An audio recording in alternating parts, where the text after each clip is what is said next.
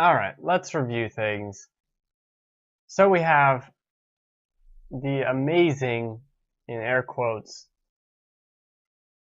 Star Ocean 5. Now, I have a review I've written for the Game Fanatics that it hasn't gone live yet. I just finished it last night, the review. And the headline I'm thinking about right now is an incomplete JRPG in fast forward. It's very much a strange thing with Star Ocean 5. As I go through the menus here, for some reason, there are parts of this game that are really good and a lot of fun ideas. I guess I'll start with the battle system. I really do like the battle system. It's very similar to Star Ocean 3's battle system. You have light attacks, heavy attacks, guard. You can kind of dodge in battles too. You combo between light attacks to heavy attacks to special moves. And so like you press X to do a normal attack, and then you can press circle to do a heavy attack, and it gives you a 120%, 25% damage boost. And then you cancel to another thing, whether it be a light attack or something that it wasn't, or a special move.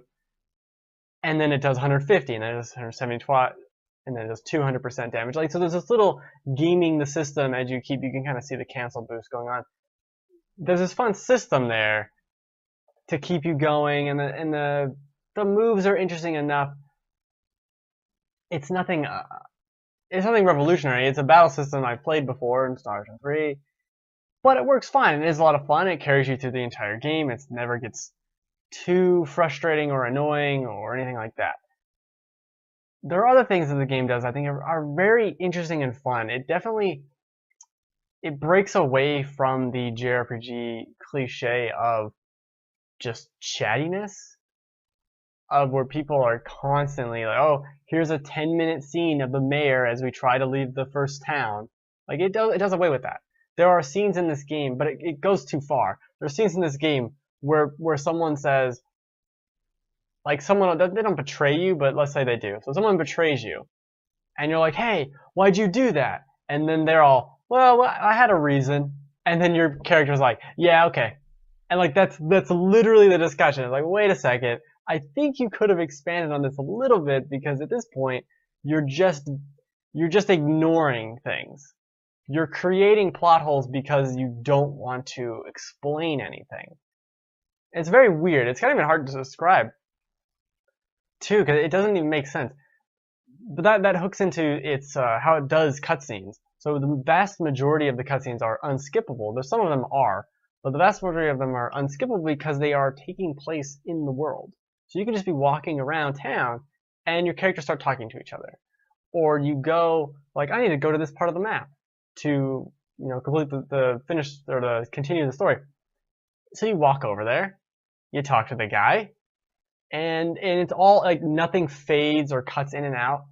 You just walk over and start talking to him. And that's cool. And you can walk around the cutscenes, and that'll happen, and then you'll go into a battle. And it's all seamless. Then you'll get out of the battle. There'll be another cutscene. All seamless. It never cuts or loads or does anything weird. That's really cool to me, and it does feel not like revolutionary or anything, but new and exciting, I guess. It's not like super exciting, but it is a cool thing that the game does that I haven't necessarily seen done as well or as interestingly as this. But that also is a problem, because you have these cutscenes where the main character guy, Fidel or whatever, Fidel? I don't know. Listen to the game in Japanese, so they kind of say his name differently. He's in the middle of the screen. Now you can zoom in the camera, but his dumb head is still like in the middle. So he ends up blocking a lot of scenes, and when the game does traditional cutscenes where people are talking and there's camera angles and ooh, it's actiony, you really start to realize how much better that is than this seamless thing they've created, which is very cool and works well, but for the majority of cutscenes, it kind of makes them very dry, and you see these other ones that have action and people moving and talking and camera angles, which is a dumb thing to say. It actually has camera angles. It's better. But they're so few and far between that it's very strange. They went for the whole seamless thing, and they kind of went overboard with it. I don't know if that's a budget cut thing, where it's like we can't do camera angles for this, but we have all the dialogue written. Maybe that's what it is actually when I think about it, because that would save a lot of time, not making camera angles and certain things. There are other scenes that I won't get into in the review, so this is exclusive. There's like a space battle, but it's all from the perspective of the bridge of a ship, and you don't see any, ships fighting or anything. It's like, we got 3 torpedoes. Oh, they missed us. Oh no, we gotta shoot more torpedoes. And it's like the alarms flashing, and it's interesting and not intense, but it's it's compelling enough. And that's one of the few cutscenes that actually is a cutscene. But you never see any of the ships battling. Like, you literally never see that except for once in the entire game. But there are a couple of space battles going on that you're involved in. They never show the space battle, though, because that would make too much sense. Where's the space battle? And this is another thing where I feel like the game, and people say this on forums, and there's technically no evidence of it, but definitely feels it. You cannot play this game and not feel like they were under, like, you guys have a year to make this. Go. Or there was budget cuts or something. There's very clear, like, stuff's just missing. Stuff doesn't feel complete at times. There are mechanics with the battle system where it tries to say, and it even uses these terms of rock, paper, scissors with the battle system that I don't think works at all. So you have heavy attacks, which give your character like this blue glow, and they're slower, but they're more powerful. And you can interrupt heavy attacks with a light attack. Okay, but you can also guard. You can guard light attacks. You can't guard, you break guards with heavy attacks.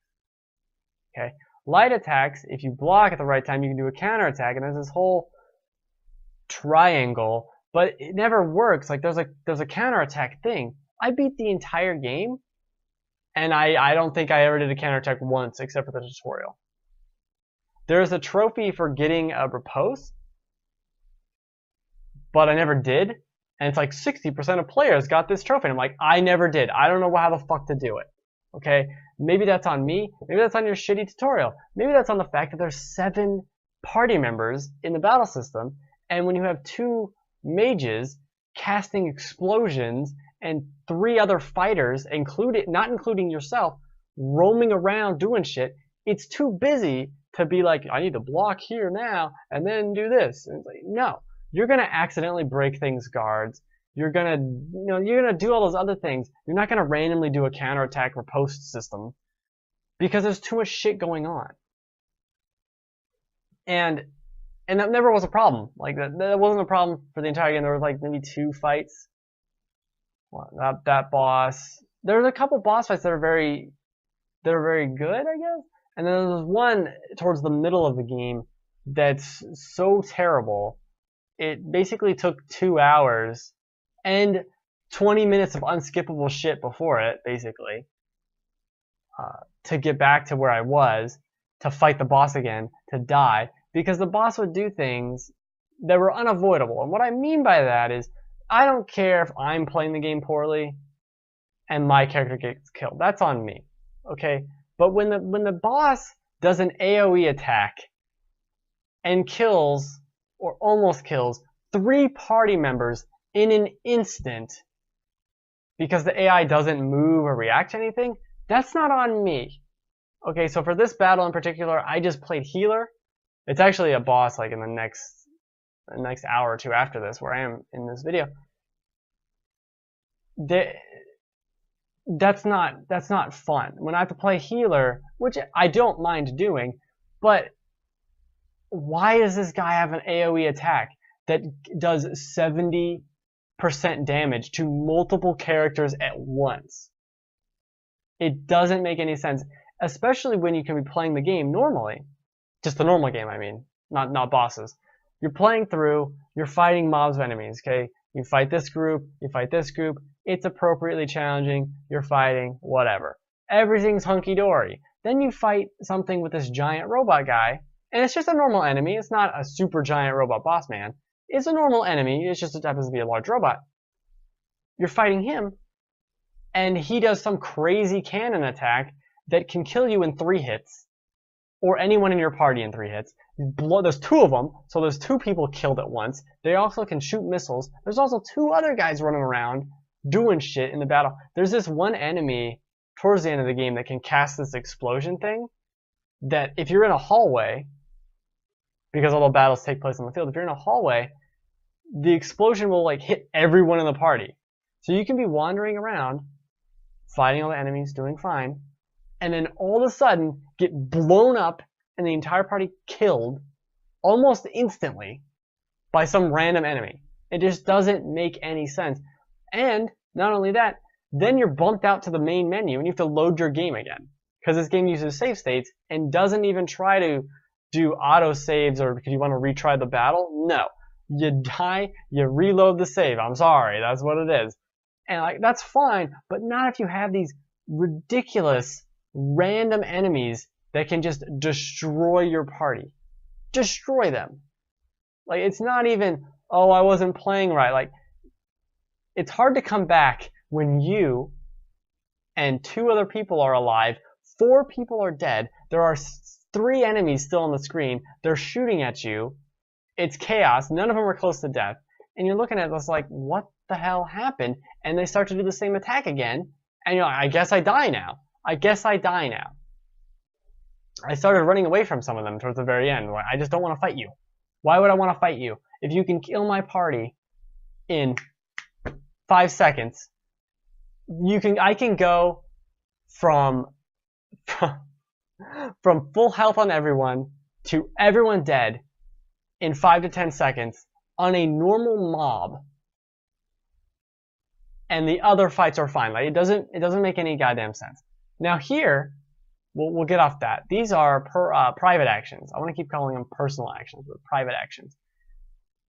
So there's little cutscenes between the characters because the cutscenes themselves are so abrupt and just straight to the point. Oh, you're here to help us. Yes, we are. Okay. Literally a thing that happens. These give you more insight to the characters, and there are a lot of them. There are a lot of them. To trigger these, you go outside the inn. There's usually a little whistle circle. You go into the whistle circle. Everyone scatters around town. And then you can go find them and do the little private action and talk to them and see the look on them. They're interesting enough. After you see that, though, then you have to go back to the circle for everyone to come back together again. Then you go into the inn, loading screen. You leave the inn, loading screen. Then go into the circle again to see more of the private actions. There were hours of this game where I'd sit there like, all right, this is an hour where I'm just going to watch private actions because they're enjoyable enough, but they're so annoying and monotonous to go do. Go to the circle. Go see the event. Go see the other event. Go back to the circle. Go to the inn. Leave the inn. Go to the circle. Go to the event. Go to the circle. Go to the inn. Go to the circle. It's like, fucking kill me. This is too much. You've gone too far. Okay? You've gone too far with this. I like the actions, the private actions, but it's out of control. It is out of control. Not to mention me editing these all together, which is something an insane person does. Which is me. I don't... Oh my god. I'm gonna look through my review. What have I not talked about? Because this game... But it's like, it's so clearly, if this had another 8 months, a year, this could have been an incredible game. The whole plot feels like the first act that was stretched into being 3 acts, because I got to the end of the game, I didn't really even know it was the end of the game. I kind of was like, I know this game's shorter, so it could be around here, but I don't know. And then yeah, that was the end of the game, and I only really knew because the game told me, hey, this is the point of no return, which is a lie because you can you can return there's a dungeon and then you can return, and then the final, like, it's weird. But I didn't even really know. The bad guy is introduced really late, and there are other bad guys too, but they'd pop up, and I wouldn't really know, like, oh, you're bad? Is this the same bad guy from before? Oh, no, this is a different one. Oh, okay, I don't really know who you are, but alright. The whole plot is basically rescuing slash protecting this one character. We don't have a problem with that, but it's like that's the entire game is literally go rescue. Oh, kidnap. Go rescue. Go rescue. All right, you've taken it too far. But I mean, it's stupid JRPG shit, so I don't necessarily mind that. But this world is so small. What's creative here? And I know some people will be like, oh, Star Ocean's never really about. That's the secret of Star Ocean. You don't really go to a lot of planets in Star Ocean games. You do in 4, which is actually a pretty cool part of 4, but you're kind of in one planet, and I'm fine with that. But the planet that's here is what, 3, 4 towns, a couple of lines connecting the towns to little open areas where there are enemies and stuff, and that's it. Like that's literally, that's the thing. There's the starting town, the second town, the third town, 4, 5 towns in the game. There are 1, 2, 3, let's say, bigger kind of open in air quotes areas that are just larger. They're, as opposed to a linear path, they are a large blob that you can walk around and kind of explore. So there's 3 or 4 of those. There are 1, 2, 3, 4, 5, 6 linear paths that are connecting these big open areas to towns, to other areas and stuff like that. Maybe 8. Let's say 8. But that's the entire game. Oh, okay. So if I got 1, 2 dungeons, 3 dungeons, 4. So let's say 4 dungeons besides that. That's the entire game. That's all the areas in the entire game. More or less. Not a lot of content, and you keep walking back and forth. You'll walk all the way to one area because the game took away fast travel for some reason at certain points. And then you'll get there and a cutscene will happen and it's like, okay, now you have to go over here. And you're like, all right, now I'll walk all the way over here. And it's just very weird. And that's what I mean when I say it was like, this is the first act of a full game that was stretched out and altered into a full game. Then I made a pretty good choice buying Mega Neptunia instead of Star Ocean. Maybe, that's true. That could be true. I've only played one of the Neptunia games. It was the second one, but I did not like it. I liked the gameplay, but that game talks way too much and isn't very good dialogue or isn't very funny to me. I can see if people like it, and people do really like it. There's like 16 of those games. I would say you're better off probably playing that I Am Setsuna or something if you want a new game that's coming out that's a JRPG. Because it's very light. But it's very weird though. It's not content light because there's hundreds of stupid little side quests and they're all fetch quests or craft this thing or fight this enemy, and that's fine.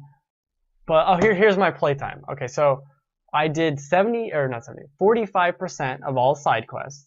I watched the little private action cutscene things for maybe 2 hours. Okay.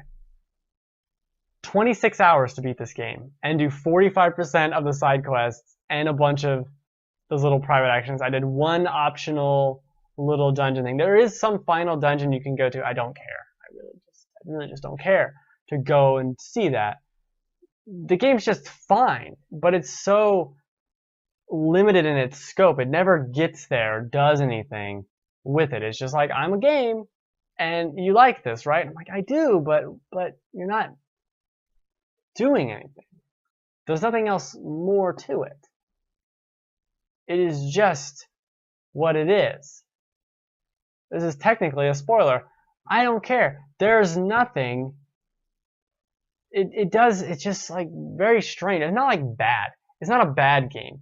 There's nothing really broken about it. It's got weird design choices, but it just feels like something that needed 8 months to make it into something more fleshed out, or give it even more time and actually have more areas in the game. Maybe another planet you can go to. There's cool stuff. Oh, I should mention the final boss is actually phenomenally good. I was amazed. Now, I almost died. There was a certain point in the battle where he did this at the very end, where he did this charge attack that killed everyone except for one character. And I was standing around like, oh God, what did that happen? This isn't how I wanted to go. Because it was like a 10 minutes of fighting to get there. Just that form. But besides that weird, and that is stuff that happens in the game sometimes, because everyone gets all bunched up and they don't move. Oh, I'm a healer, I'm going to cast Resurrection, but I'm not going to move out of the way of the boss. I'm just going to stand right next to him and cast healing. Okay, thanks. Thanks, character.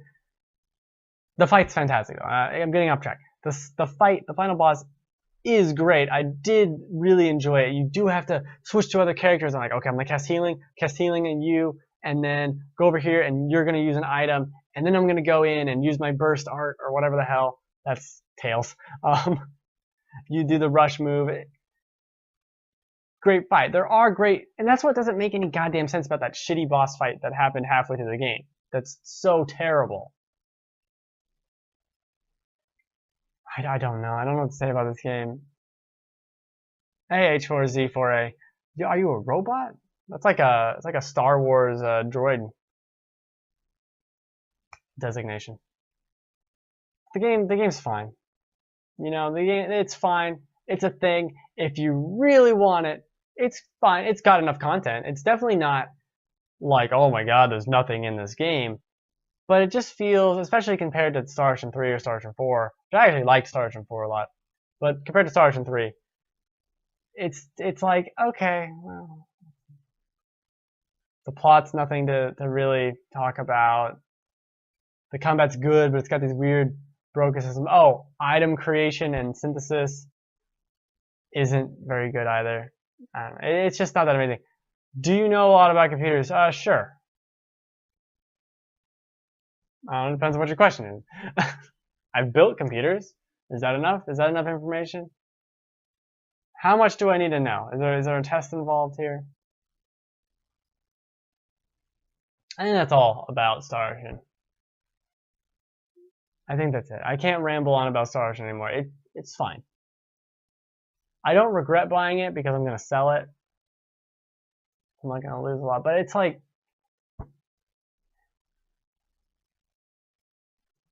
the whole thing is a shrug. I was really excited for Star Ocean. And it started off pretty good. But it didn't really pan out very well. It's kind of funny too because I did my preview like 9 hours in, and then right after that was like this stupid part, and then it kept like getting worse right after. Like, man, I should have waited to do the preview.